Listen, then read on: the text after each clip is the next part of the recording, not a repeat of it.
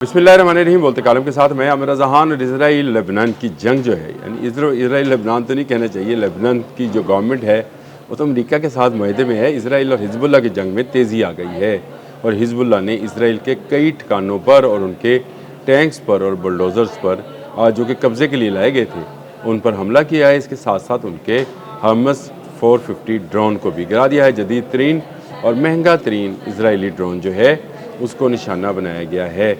मज़े की बात और दिलचस्प बात यह है कि हिजबुल्ला ने इस बार तोप खाने का भी इस्तेमाल किया है। इससे पहले हिजबुल्ला रॉकेट्स के साथ और रॉकेट लॉन्चर जो कंधे पर रखे चलाए जाते हैं इससे फाइबर ऑप्टिक ड्रोन से जो है वो हमले किया करता था। लेकिन तोप खाने के साथ ये तो बाकायदा फ़ौज वाला मामला है कि तोप खाने के साथ जो है हमला किया गया है। और हिजबुल्ला ने अपने एक बयान में बताया है कि यहमल शकीक के जो कि जनूबी मशरक़ी मसाफ़ात में एक इसराइली जो है वो आबादकारी के लिए खाली कराया जाने वाला इलाका है और वहाँ पर इसराइली फ़ौज मौजूद है। वहाँ पर तोप खाने के साथ मुख्तलिफ जो अहदाफ़ हैं उनको निशाना बनाया है, जिनमें उनकी चौकियाँ भी शामिल हैं, बुलडोज़र्स और टैंक्स मैंने आपको बताया शामिल हैं। और उन पर उन्होंने एक फ़ौजी बुलडोज़र पर गाइडेड मिसाइल भी जो है वो दागा है, यानी दागा से मुराद ये है कि उसको भी नकारा बना दिया है। ये बड़े किस्म के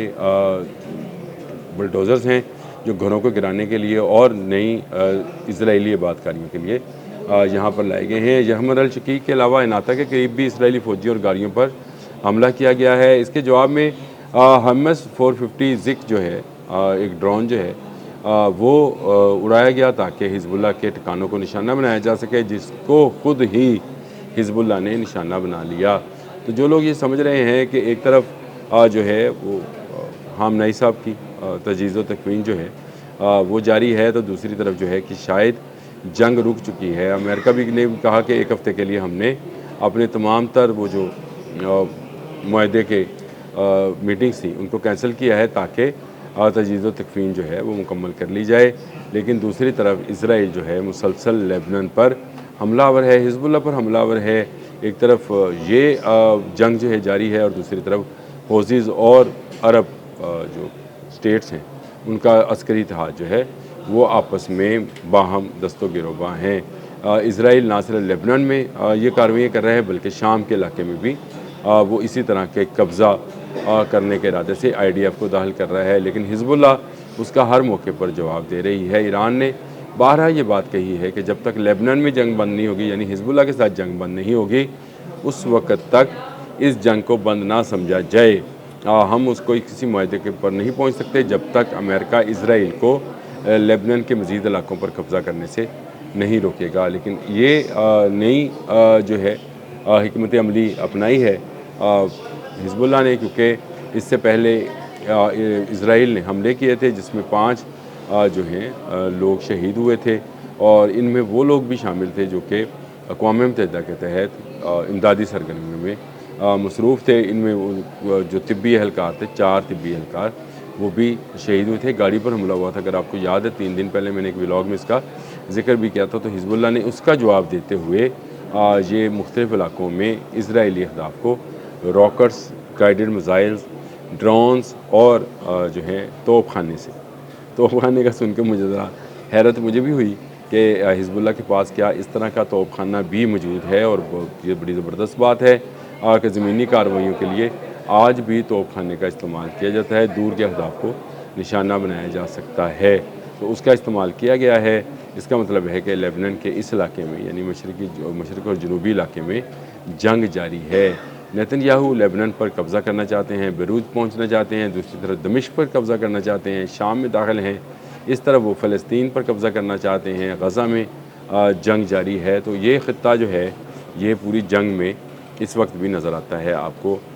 लेकिन हाँ, आपने हमस वाले इलाके में, ईरान के इलाके में कुछ दिनों के लिए अमन है और यह अमन रहेगा जब तक जो है शहीद आयतुल्लाह अली ख़ामनेई की जो है तजहीज़ व तकवीन नहीं हो जाती, जो कि तय पाई है कि 9 जुलाई को की जाएगी। 8 जुलाई को वहाँ पर कौमी शोक का ऐलान किया गया है। तेहरान में उनका जो जनाजा पढ़ा गया है उसमें लाखों करोड़ों लोगों ने शिरकत करके बता दिया है कि आज भी उनकी आँखें अपने शहीद के लिए अश्क बहा हैं।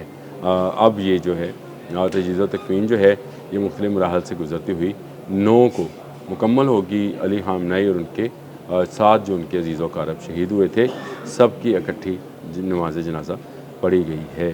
गो इसमें मुज्तबा ख़ामनेई शरीक नहीं हुए, सिक्योरिटी रीज़न होंगे, क्योंकि इसराइल की जानिब से ये कहा जा रहा था कि वो हमारा फ़र्स्ट टारगेट हैं, तो उसको बचाने के लिए ईरान ने सही हिकमत अमली का मुज़ाहरा किया।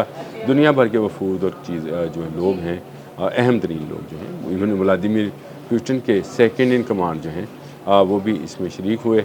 ये ईरान की बहुत बड़ी हलाकी फ़तह है कि वो ये बात तस्लीम करवाने में कामयाब हो गए कि उनके शहीद को मज़लूमियत की हालत में शहीद किया गया, यानी वो जंग की हालत में नहीं थे और वो मासूम थे, लेकिन उन पर रॉकेट्स हमले किए गए। टोमाहॉक मिसाइल जो हैं ना सिर्फ इसराइल ने बल्कि अमेरिका ने दागे, जो कि मिनाब स्कूल समेत बहुत सारे लोगों को शहीद करने का बायस बने, जिसके बाद 40 रोज़ा जंग हुई। लेकिन आज भी ईरान इस मौक़िफ़ पर कायम है कि लेबनान में जंग बंद नहीं होगी तो कुछ नहीं होगा। हिज़्बुल्लाह पर होने वाले हमलों का जवाब जो है भरपूर अंदाज से दिया जा रहा है। IDF पीछे हटने को जो है मजबूर है। इस वक्त रोका जा रहा है कि वो लेबनान में जो है बैरूत तक ना पहुँचे। इस तरफ शाम में मुज़ाहमत दिखाई जा रही है, जिसमें तुर्की भी इन्वॉल्व है। इस पर मैंने 2 दिन पहले एक व्लॉग भी किया था और बताया था कि वहाँ पर भी रोका जा रहा है ताकि दमिश्क तक पहुँचने का जो नेतन्याहू का प्लान है वो कामयाब ना हो। अक्टूबर को इलेक्शंस हैं और इन इलेक्शंस में नेतन्याहू को जंगी कार्रवाइयों और कामयाबियाँ दिखाकर ही वोट लेना है। ये बिल्कुल मोदियाना सोच है। दोनों दोस्त हैं और दोनों का आपस में ये वाला रिश्ता जो है कि इलेक्शन जीतने के लिए आपको कुछ इलाकों पर कब्ज़ा और कुछ इलाकों पर दहशतगर्दी जो है वो करना है। इसराइल इसका जो है भरपूर तरीके से इस्तेमाल कर रहा है और ये इस्तेमाल जो है आने वाले दिनों में मैं आपको बताऊँ एक बड़ी जंग में बदल सकता है, क्योंकि ईरान ऐलान कर चुका है कि इस बार अगर लेबनान में जंग बंद ना हुई, जो कि अमेरिका की ज़िम्मेदारी है, शाम में जंग बंद ना हुई, जो कि अमेरिका की ज़िम्मेदारी है, और गज़ा में मुसलमानों पर तशद्दुद बंद ना हुआ, तो इसराइल पर भरपूर हमला किया जाएगा। और इसका वो बारहा इजहार भी कर चुका है और उसके पास टेक्नोलॉजी और बैलिस्टिक मिसाइल्स दोनों मौजूद हैं, जिसको कोई ख़तरा नहीं है।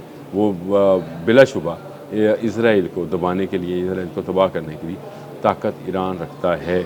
लेबनान में जंग बंद होना बहुत ज़रूरी है दुनिया के अमन के लिए। इसके लिए अमेरिका को और अरब ममालिक को सोचना चाहिए, अरब ममालिक को आवाज़ उठाना चाहिए कि लेबनान के ख़िलाफ़ जो है इसराइल की कार्रवाइयों को रोका जाए। लेबनान जो है वो तो कर ही रहा है, कोशिश कर रहा है। लेबनान गवर्नमेंट जो है वो ज़रूर इस बात पर है कि वो मुआहदा कर ले। उसने अमेरिका के साथ मुआहदा भी किया, लेकिन जब तक आप हिज़्बुल्लाह को शामिल नहीं करेंगे, ईरान को इत्मीनान में नहीं लेंगे, ये जंग दो तरफ़ा बंद नहीं होगी, एक तरफ़ा ही रहेगी। इस जंग में आज नई जो डेवलपमेंट है वो यही है कि हिज़्बुल्लाह ने इज़राइली फ़ौज को पीछे भागने पर मजबूर कर दिया है। जो इलाके उन्होंने कहा था कि उनके ज़ेर तसल्लुत आए हैं, जिनमें यहमर अल शकीफ़ का इलाका था, उसको भी खाली करा लिया गया है। एनाता का इलाका गाँव है, इसको भी खाली करा लिया गया है। IDF पीछे हटने पर मजबूर हो गई है। ये जंग जारी रहेगी जब तक लेबनान जो है उस पर जो है इसराइल की पेशकदमी जो है मुकम्मल तौर पर रोकी नहीं जाती और नेतन्याहू माफ़ी नहीं मांगते। ईरान जो है इनको नहीं छोड़ेगा। तब तक के लिए इतना ही। अल्लाह।